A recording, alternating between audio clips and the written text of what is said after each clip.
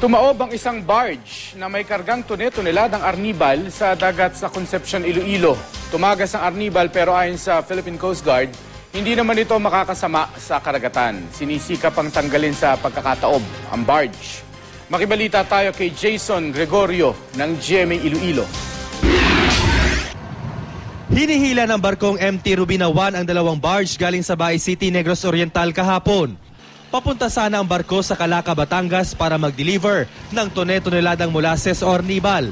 Pero naudlot ito matapos tumaob ang isang barge sa dagat na sakop ng Bulubadyangan Island sa Concepcion, Iloilo. Kwento ng mga tripulante, biglang lumakas ang hangin hanggang hampasin sila ng malalaking alon dahilan para tumaob ang barge. Karga nito ang mahigit 1,500 metric tons ng arnibal.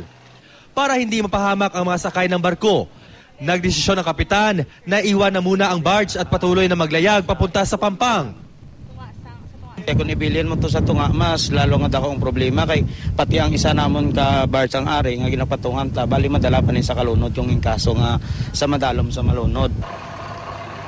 Sa ngayon, nananatiling nakataob ang barge sa dagat. Gumagawa na raw ng paraan ng Philippine Coast Guard para maalis sa pagkakataob ang barge. Konti pa lang naman daw ang tumagas na arnibal.